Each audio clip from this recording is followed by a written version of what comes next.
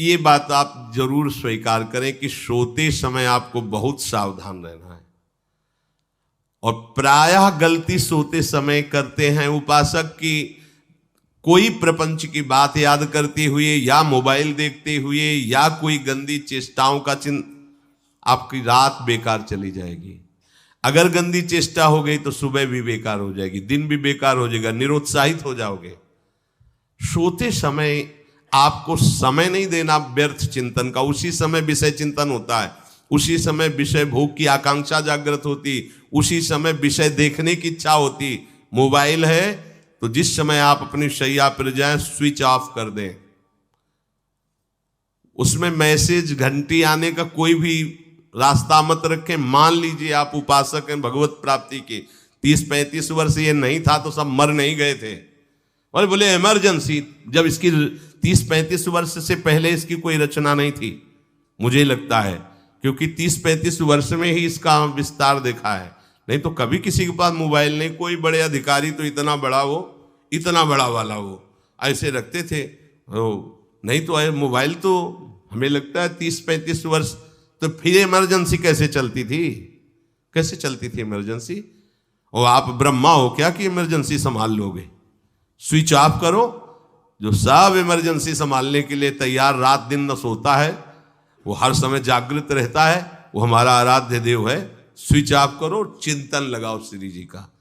ये जो रात्रि के शयन के समय मोबाइल में इधर उधर दृश्य देखने हैं, अपने सर्वनाश का बीज बोना है। मान लो, हमारी प्रार्थना मान लो, ये उस समय मन आपको परेशान करेगा जब कमरे की सिटकिनी अंदर से बंद होगी। सबसे प्रार्थना है रात्रि के शयन के समय। तो बोले फिर ठीक है 10 बजे तक देख लेंगे मोबाइल, इसके बाद शयन के समय भजन कर लेंगे। होगा ही नहीं। क्या तुम देखना चाहते हो? प्रिया प्रीतम के सिवा और कुछ क्या देखना चाहते हो? वो तो सुभग सुंदरी सहज सिंगार, सहज शोभा सर्वांग प्रति सहज रूप वृषभानुनंदिनी। हमारी स्वामिनी जी की सुंदरता छुपाने के लिए आभूषण पहनाए जाते हैं, औरों को तो आभूषण सुंदरता बढ़ाने के लिए। यहां छवि के छिपाए बे को ऐसे के दास होके क्या देखोगे मोबाइल में? क्या देखना चाहते हो? वासना की क्रीड़ा, और तुम उस क्रीड़ा को देखना चाहते हो? परमार्थ के पथिक हो। देखना है तो प्रभु को देखने की वृत्ति रखो, अन्यथा मूंद लो आंखें। प्यारे, महान फल प्राप्त करोगे। सबसे प्रार्थना है एकांत में मोबाइल रूपी दुश्मन से बचो। क्योंकि जब आप गंदी बात कहीं देखोगे तो आपके अंदर वैसे ही चिंतन बनेगा, वो ऐसे ही लगेगा मैं भी ऐसा करूं, मैं भी ऐसा भोगूं, मैं भी ऐसा देखूं। मान लीजिए आप, जब हमारे शास्त्र कहते हैं कि पशु पक्षियों के मैथुन को भी नहीं देखना है, अगर ऐसा एक बार दृष्टि पड़े तो मानसिक प्रणाम करके दोबारा दृष्टि न देना। और आप मोबाइल में ऐसी चेष्टाएं देखोगे, कैसे आप भगवत भजन करोगे? कैसे भगवत प्राप्ति का उद्देश्य रख पाओगे? ये कलयुग की बहुत महीन चाल है कि उसके बिना काम नहीं चलेगा और हम तुम्हें काम से युक्त कर देंगे। इसके बिना काम चलेगा नहीं, तुमको रखना पड़ेगा। और जब तुम इसे रखोगे तो हम काम अपना कर लेंगे। कलयुग ने कहा हम अपनी व्यवस्था बना लेंगे। यहां कह रहे जब आप नींद में जा रहे हैं तो बिल्कुल मानो मृत्यु शैया पे जा रहे हैं। आपको उस समय नाम जप में बहुत ध्यान देना है, कहीं मन बहक ना जाए। तो क्या होगा, 5-6 घंटे जो आप लेटोगे ना, वो भी भजन हो जाएगा। हमारा जो सततम योमाम स्मरति नित्यशा है ना, ये पूरा हो जाएगा। नहीं, उस समय हम सो जाएंगे तो हमारा 6 घंटे का वियोग हो गया, 6 घंटे भजन रुक जाएगा। और ये 100% पक्की बात अनुभव की कहते हैं। यदि सोते हुए भजन करोगे तो जगते, कई बार तो पकड़ा है कि अगर आधे पद में बेशुद्ध हो गए तो वो पद पूरा जगते ही शुरू हो गया है। मतलब बीच में स्थिति भागवती की रही। जैसे बेहोश करते समय हमने कहा था जब ऑपरेशन के हमें बता देना, तो उनका बाबा अब इंजेक्शन लगाने वाले हैं तो वो 1 मिनट हमें केवल दीजिए, अपनी चित्तवृत्ति। तो जब होश आया तो वही पहले चिंतन चल रहा था, वही चिंतन। जैसे सोने के समय बेहोश हुए तो जगने के समय वही चिंतन, ऐसे ही इंजेक्शन से जब बेहोश हुए और जब होश आया तो वही चिंतन चल। बहुत बड़ा चमत्कार अभ्यास का है। नींद खुले तब से लेकर गाढ़ नींद आने तक स्मरण में कभी रुकना नहीं। और आपको एक छूट दे रहे हैं। कभी कभी क्या होता है कि एक मंत्र में, एक नाम में जैसे बहुत देर अभ्यास करते हैं तो मन उबने लगता है। इसका स्वभाव है, ये अनुभव की बातें कहते हैं। इसका स्वभाव है नवम नवम, नहीं तो ये मतलब, तो इसको हम लोगों ने कैसे फंसाया है। जैसे गुरु मंत्र जप रहे, अब 2-3 घंटे लगातार गुरु मंत्र जप, अब इसको उबन बढ़ी, अब ये छोड़ रहा है, बीच बीच में पता चलता है छोड़ना चाहता है, छोड़ रहा है, तुरंत इसको नाम में फंसाया। अब थोड़ी देर नाम में चला, फिर उब रहा है, बहुत विचित्र है ये, अब उसको फंसा दिया। उस पीछे की बात अभ्यास के समय, नमामि शमीशान निर्वाण रूपम विभुम व्यापकम ब्रह्मवेद स्वरूपम। चिंतन, पदगान करे, ये भगवान शिव पदगान कर रहे हैं और उसका चिंतन, निर्वाण रूपम विभुम व्यापकम ब्रह्मवेद स्वरूपम। अब अपने यहां अवसर है, सुंदर सुंदर कोई पद गुरुमंत्र जब करते हुए मन जब उबने लगे, राधा वल्लभ श्री हरिवंश, राधा वल्लभ श्री हरिवंश, राधा वल्लभ श्री हरिवंश, इसमें भी उबने लगे, शुरू कर, जोई जोई प्यारो करे सोई मोही भावे, भावे मोही जोई, इसमें भी उबने लगे। सुधा निधि का कोई एक लाइन ले लो, ब्रह्मेश्वरादि सुदुरूह पदारविंद श्रीमत् पराग परमाद्भुत वैभव, ब्रह्मेश्वरादि सुदुरूह छोड़ना नहीं है, तू भाग में नवम नवम दे रहा हूं, नवम नवम। इसको फंसाने के लिए आपके पास अस्त्र हो, जैसे यहां चाकू, यहां पिस्तौल, तलवार, ये वो सब बिल्कुल वीर सजा रहता है, ऐसे ही अपने लोग सजे रहते।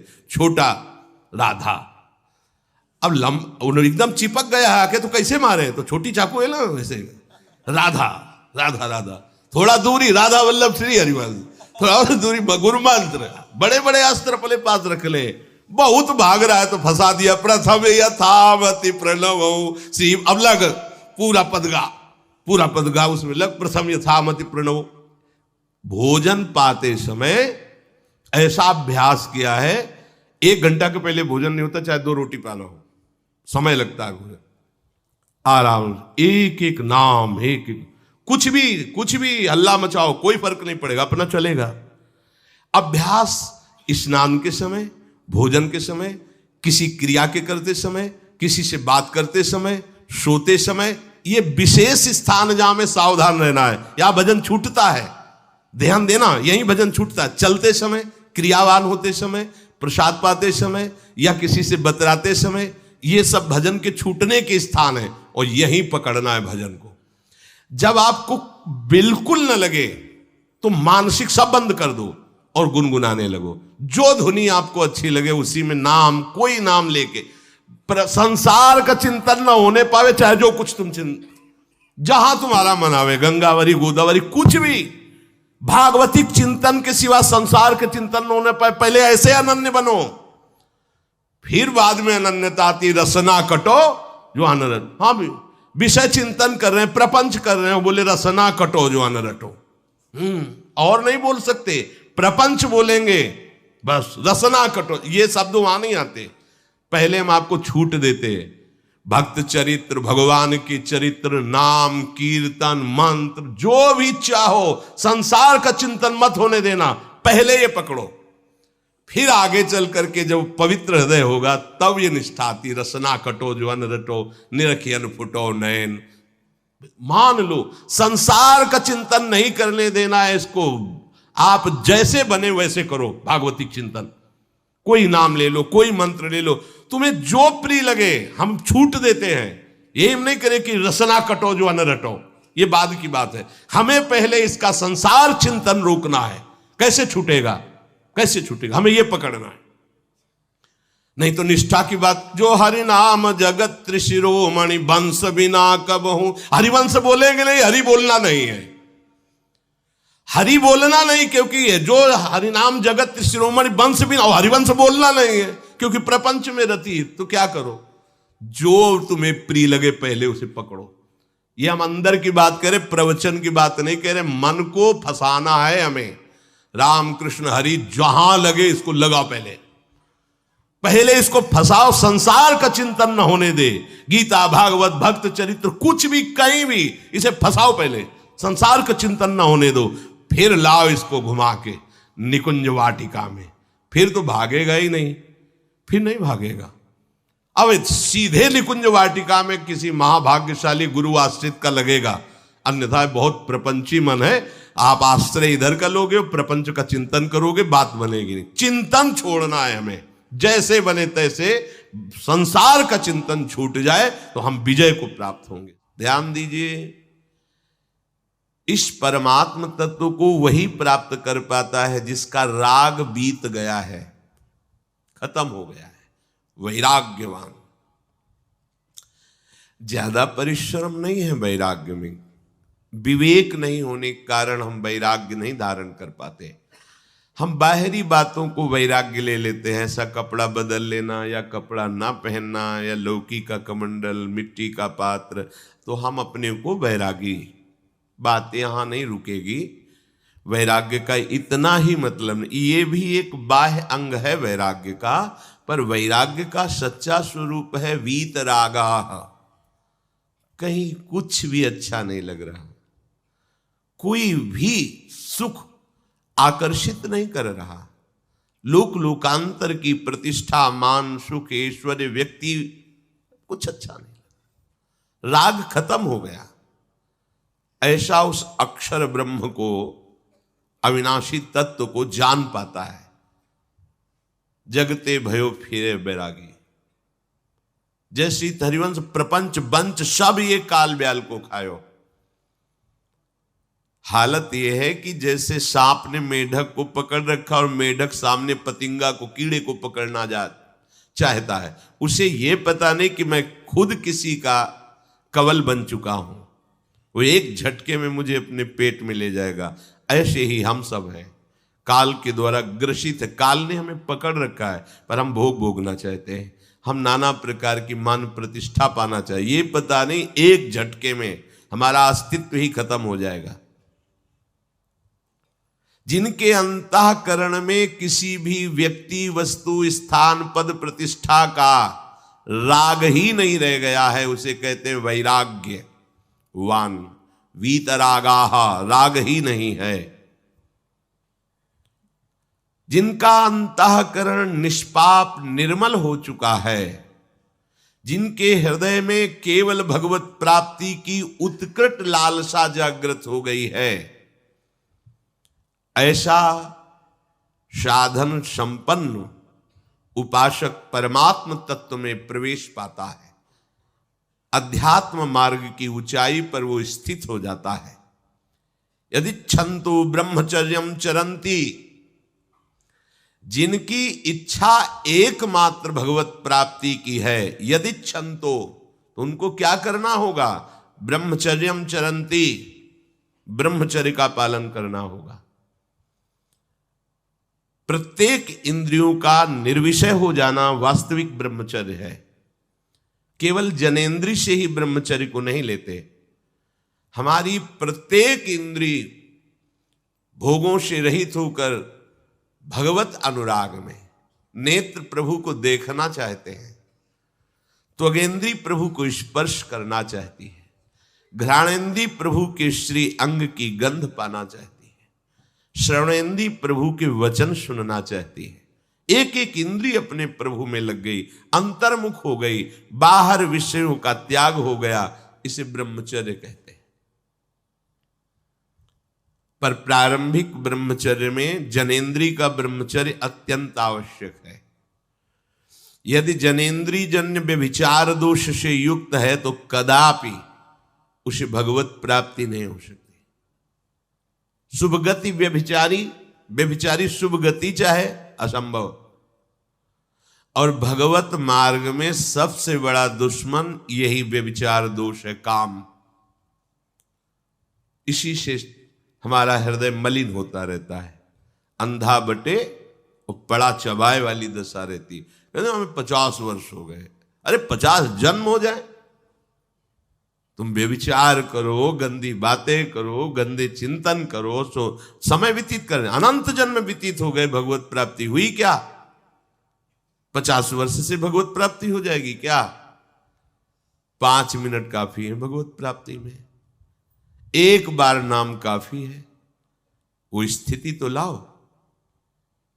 बार बार बहिर्मुख वृत्तियों के द्वारा विषयों में सुख बुद्धि कर लेने से हमारा सारा का सारा अध्यात्म चिंतन बदलता रहता है, इसलिए लाभ नहीं मिल पाता, एक रस चिंतन नहीं रह पाता। बार बार विक्षेपी विषय करते रहते हो, हम सहते रहते हैं और भोगते रहते हैं। एक बार तो हिम्मत करके उठो, अब लो नशानी अब ना नशई हो, एक बार तो दृढ़ बनो। बस मन के अनुकूल चलने की बात को तुम्हें रोकना होगा, तभी तुम्हारे अंदर यदि क्षण तो ऐसी इच्छा जागृत होगी। पक्का पक्का ऐसा ही है, जब हम किसी विषय के वेग को सहते हैं, विषय नहीं भोगते हैं, तो मन बहुत जलाता है। उस जलन में फिर एक ही बात होती है, बस भगवत प्राप्ति हो जाए, झंझट खत्म हो जाए। कब तक हम इसमें चलेंगे? एक बार भगवत, वो जलन हमको भगवत प्राप्ति की इच्छा प्रकट करती है। अपने लोग क्या करते हैं, जलन को मिटाने की कोशिश करने लगते हैं, तो भगवत प्राप्ति की इच्छा क्या, भोग प्राप्ति की तृष्णा जागृत हो जाती है। भोगे हुए भोगों को बार बार भोगने की इच्छा का नाम तृष्णा है। बाहर और भीतर से कोई सहयोगी नहीं, जल रहा है उपासक, तब रास्ता निकलता है भगवत प्राप्ति का, तब इच्छा प्रकट होती। अब नहीं, बहुत जल लिया, अब तो केवल प्रियाजू के समीप जाना है, अब तो प्रभु के सानिध्य में रहना है, नहीं इन भोगों की जलन में जलना है। पर यहां तक पहुंचने के लिए जलना होगा, तभी लिखा सहित सहित बाढ़ है भगति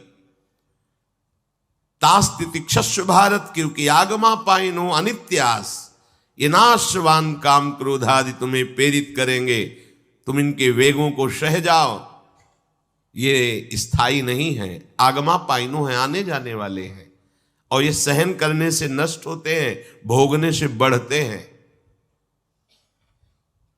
यदि क्षंतो, अगर भगवत प्राप्ति की इच्छा है तो ब्रह्मचर्यम चरंती, ब्रह्मचर्य का पालन करना ही होगा, इसमें कोई गुंजाइश नहीं, क्योंकि आप चल ही नहीं सकते।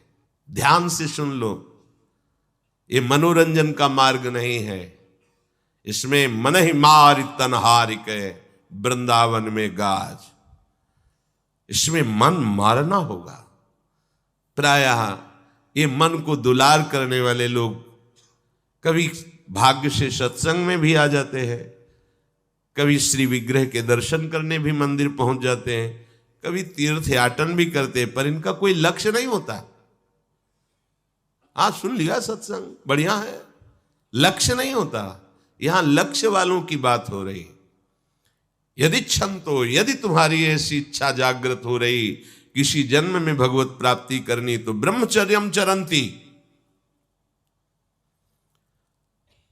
आप सच्ची मानिए, जिसके निकालने में तुमको सुख की अनुभूति हो रही, उसको रोकने में कितनी सुख की अनुभूति होगी।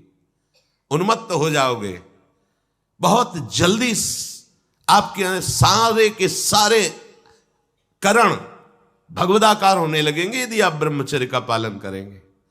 शरीर स्वस्थ, हल्का, मन प्रसन्न, नींद आदि पर विजय, कितने गुण ही गुण। और ब्रह्मचर्यहीन आलस्य, प्रमाद, भोगों का चिंतन, मन का डिप्रेशन में पहुंचना, कमर में दर्द, टांगों में दर्द, सर में दर्द, घबराहट होना, बिना किसी कारण के मन भयभीत हो रहा है, भोजन अपच हो रहा है, बिना किसी प्रक्रिया के वीर नाश हो रहा है, बिना किसी प्रक्रिया के। काहे को मृत्यु स्वयं स्वीकार कर रहे हो, ये मृत्यु है। चाहे भगवान दत्तात्रेय जी बोल रहे हैं या भगवान कपिल देव जी बोल रहे हो, जब उपासक को संबोधन करते हैं भगवत प्राप्ति के लिए, तो कहते हैं कि इस भोग वृत्ति को साक्षात मृत्यु रूप देखो, ये मृत्यु है तुम्हारी। जब शरीर राग त्यागना है तो तुम शरीर से भोग भोगोगे तो आसक्ति शरीर की पुष्ट होगी, आसक्ति भोग सुख की पुष्ट होगी, है नहीं। कितने दिन शरीर रहेगा, कितने दिन भोग रहेंगे। विचारवान बनो, ब्रह्मचर्यम चरंती, ब्रह्मचर्य का पालन करो। उपासक जो ब्रह्मचारी होता है उसका खिला हुआ चेहरा रहता है, जैसे कमल खिला हुआ, बिना किसी कारण के उसकी मुख मुद्रा में प्रसन्नता होती है। जो ब्रह्मचर्यहीन होता है बुझा हुआ चेहरा होता है, तेजहीन, बिना किसी कारण के वो शोकग्रस्त लगता है। बैठा है, आपको लग रहा है शांत है, लेकिन आप चेहरे को देखो, वो एक शोकग्रस्त है, कुम्हलाया हुआ चेहरा, अशांत चेहरा।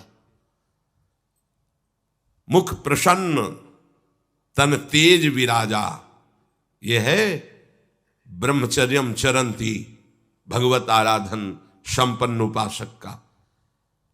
जैसे आग में पैर रखते हुए कोई चले तो कैसे चलेगा, ऐसे ही ब्रह्मचारी की पहचान है।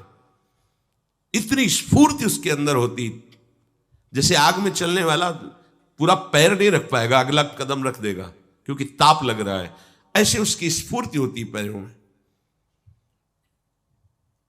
उसकी आंखें एकाग्र रहती है, चंचलता इधर उधर या बार बार झपकना, यह विषयी पुरुष का लक्षण है। बार बार पलक झपकना, यह विषयी पुरुष का लक्षण है। इधर उधर ताक झांक, चंचलता, ऐसा बैठे तिनका तोड़ रहा है, पैर हिला, यह सब विषयी पुरुष के लक्षण है। यह तो बिल्कुल साधारण स्पष्ट दिखाई देता है आदमी विषयी है या ब्रह्मचारी, एक सेकंड में लक्षण होते हैं। आपको जब भगवत मार्ग का अवसर मिला है तो गृहस्थ हो, संतान हो गई, ब्रह्मचर्य से रहो। नहीं चाहिए संतान तो भ्रूण हत्या, गर्भ हत्या जैसे महापाप करने की क्या जरूरत है। उसी वीर से संतान उत्पन्न होती है जिसको आप नष्ट कर रहे हो, जिसको आप ऐसे पानी में बहा रहे हो, व्यर्थ फेंक रहे हो, तो उसको भ्रूण हत्या का पाप लग रहा है, तो तुमको पुण्य लग रहा है, वीरपात कर रहे हो तुम्हें भी वही हत्या लग रही है, क्योंकि उसमें वही जीवात्मा है जो मां के गर्भ में जाके बालक रूप धारण कर लेती है, उसको तुम नष्ट कर रहे हो। पर बुद्धि भ्रष्ट हो गई है, समझ में नहीं आता, व्यर्थ में वीरपात करते हो, व्यर्थ में। तुम्हारा भजन बनेगा, तुम अध्यात्म के योगी बनोगे, मजाक है अध्यात्म का मार्ग। होश में हो जाओ, ये मन के दुलार को बंद करो। जब तक इच्छा ही नहीं भगवत प्राप्ति की, तो फिर तुम कैसे भगवत प्राप्ति कर पाओगे। भगवत प्राप्ति की इच्छा कैसे होगी जब तुम्हारी इस तरह से निंदनीय वृत्तियां हैं। इंद्रियों को दुलार कर रहे हो, मन को दुलार कर रहे हो, भगवत प्राप्ति चाहते हो, आचरण नीच और चाहते हो उच्च पदवी। सावधान हो जाओ।